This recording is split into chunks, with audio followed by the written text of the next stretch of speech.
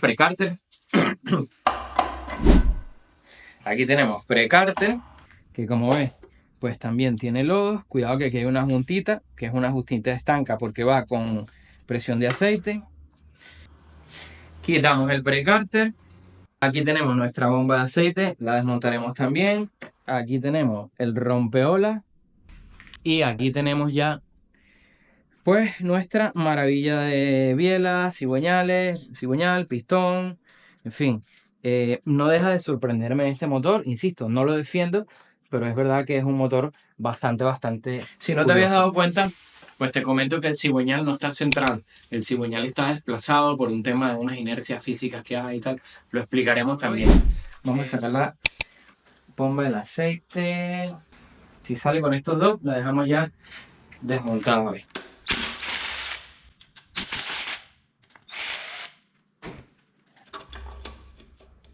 Pues sí, pues nos llevamos nuestra bomba de aceite. La abriremos, ¿vale? La vamos a abrir.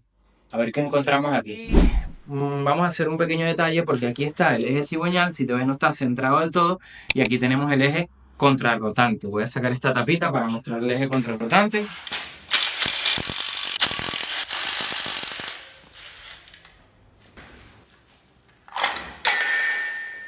Aquí está. Vamos a hacer un detalle de lo que tenemos desarmado, mostramos un par de piezas, mostramos un par de cosas. Le voy a poner limpiafreno por aquí para limpiarlo y que se vea mejor. Y seguimos.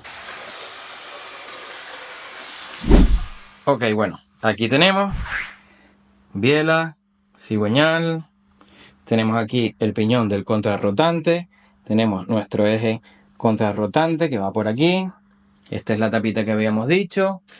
Parte frontal al revés del motor, cárter, bomba, toda la caca que se va acumulando y pues ahí tenemos ya todo más o menos organizadito.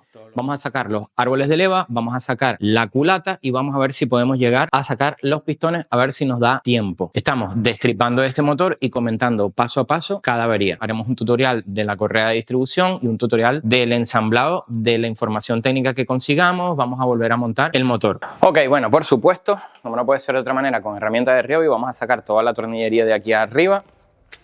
Por cierto, tenemos mascota en el canal. Tengo que sacar la mascota que salga. Se llama Morgan y va a estar ahí al acecho de todo lo que hacemos.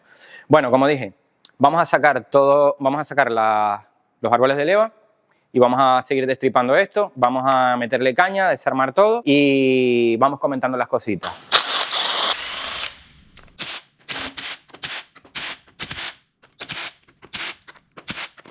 Para los que me preguntan qué herramienta es, esto es un atornillador de impacto. Tú puedes atornillar despacito, más fuerte, y si se tranca, pues impacto. Una maravilla para desarmar.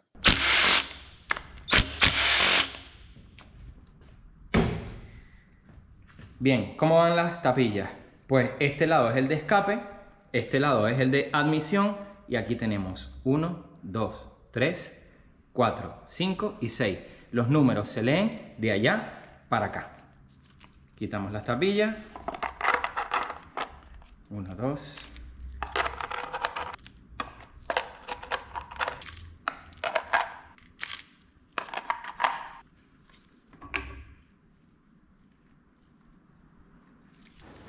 Aquí tenemos, esto es bastante importante.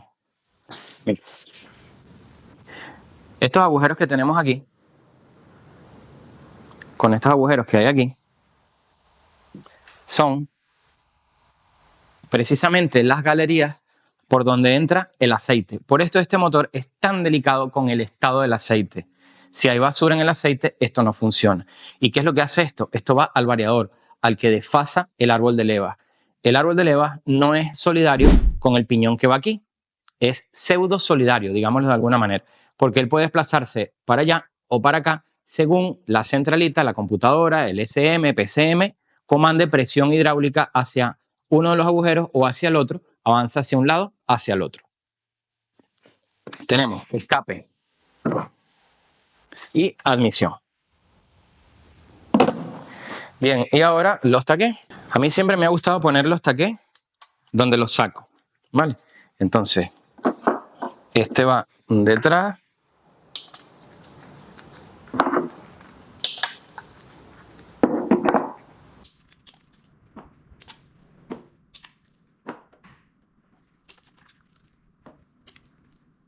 Y este lo pongo aquí. Muy bien, ahora tenemos acceso a los tornillos de culata, que quiero comentarte algo.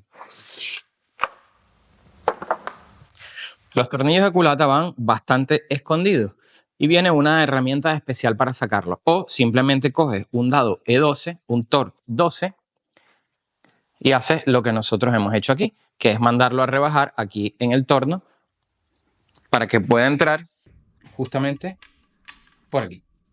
Así que vamos a empezar a sacar la culata. ¿Por qué tornillo empezamos a sacarlo? Da igual porque, como dije, este motor está roto.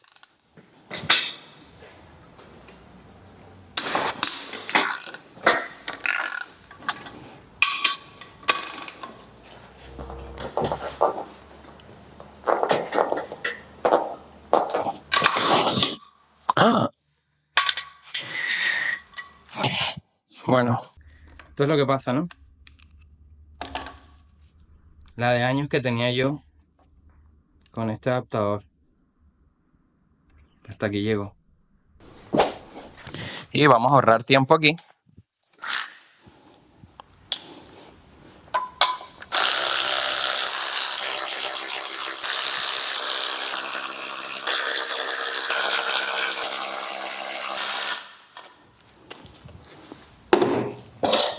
Bueno, a mí particularmente me gusta sacar los tornillos de la culata y una manía que tengo es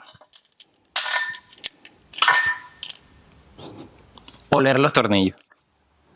Huele a quemado, pero a quemado literalmente. Espero que pronto se puedan compartir los olores a través de la pantalla. Bueno, todos los tornillos son exactamente iguales, menos estos dos que son más cortos, que son los que van en la parte frontal. ¿De acuerdo?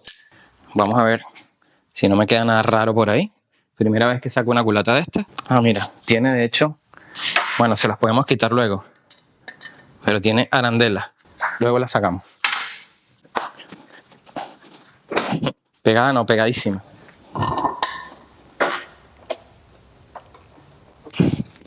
Pero ¿qué me falta, señor?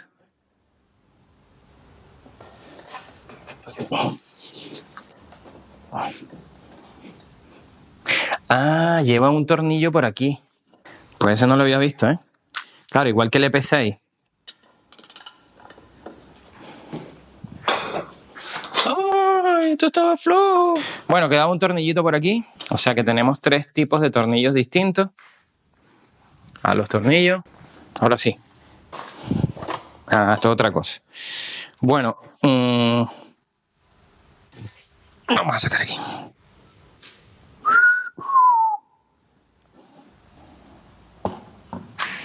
Bueno, ahorita hacemos un detalle. Y vamos a sacar nuestra radiografía. Esto es lo que nos vale a nosotros para poder hacer los diagnósticos muchas veces de los motores cuando se quema la junta o cuando hay un pase de agua, cuando hay un pase de compresión. ¿Por qué cuando hay sobrepresión en el circuito de refrigeración se dice que hay un problema de culata? Porque esta junta es la que garantiza la hermeticidad de los cilindros con la culata. Entonces, ¿qué pasa? Que hay agujeros por donde pasa aceite y hay agujeros por donde pasa agua. Y después hay presión en cada uno de los cilindros. Cuando hay alguna fisura de los cilindros hacia el circuito de refrigeración, la presión que se ejerce dentro del cilindro pasa al circuito de refrigeración. Y ya está, no hay que darle más vuelta. Bueno, nos llevamos nuestra junta, es una junta metálica multilámina. Atención, señores siliconator que les encanta ponerle silicona a las cosas. Estas marcas negras que se ven aquí son materiales específicos para, digamos, reaccionar con presión y calor y hacer un sello hermético. Esto no lleva ni pasta de juntas, ni Nural, ni silicona, ni hermeti, ni pasta de cobre, ni pintura de uñas, ni esmalte, ni laca, ni nada. Esto no lleva absolutamente nada. Esto se monta seco. Por supuesto, lleva una posición. Junta de culata, aquí tenemos las 2 guías. Luego damos un truquito para sacar las guías. Y si no, te dejo un vídeo en la parte alta de la pantalla de trucos y consejos para desarmar un motor. Ok, aquí tenemos nuestra culatita. Ahí abajo están las arandelas que os comentaba, que hay que retirarlas para lavarlo bien. Aquí tenemos los orificios de lubricación donde van los árboles de leva, por donde le entra el aceite a los árboles de leva para trabajar el desfasador. Y si nos fijamos, pues allí hay como restos de alguna porquería, y eso puede ser restos efectivamente de, ¿adivinen qué? ¿Quién me lo deja en los comentarios? Vale. Bueno, nada del otro mundo, ¿no? Válvulas, pistones. ¿Qué es lo interesante de esta culata? Que no tenemos colector de escape. Esto es el colector de escape, viene por aquí y ya aquí va hacia afuera.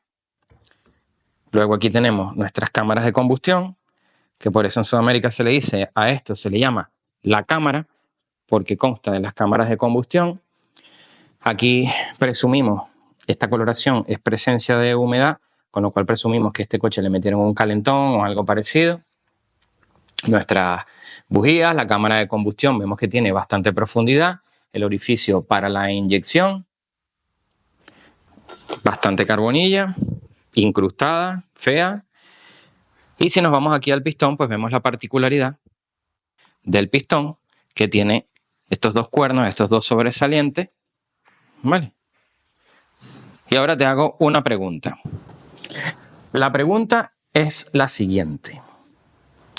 Este motor, ¿qué ciclo de combustión es?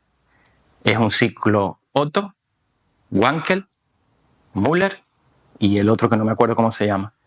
¿Qué ciclo de combustión presenta este motor? Déjamelo en los comentarios.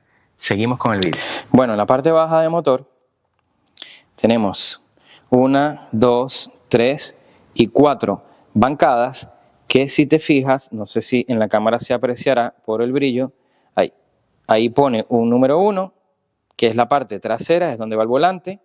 Aquí pone un número 2, que nada tiene que ver con estas dos muescas. Aquí pone un número 3. Quiero que se vea el número 3. Y aquí pone un número 4. Y en las bielas, pues tenemos aquí una marca amarilla, amarilla, amarilla, y no le veo ninguna marca, así que se la vamos a hacer nosotros. Importante, usar la herramienta adecuada para aflojar todo esto. Y aquí tenemos el piñón que sincroniza con el contrarrotante. Ok, bueno, vamos a comenzar por sacar la tapilla de la biela número 1, que recuerda que en estos motores es la trasera.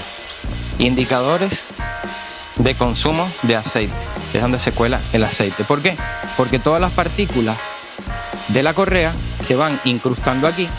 No olvidemos que aquí viene la inyección y dentro del cilindro, que iría así aunque el motor esté al revés. ¿Qué pasa? Que cuando por efecto de la correa estos aros se quedan pegados,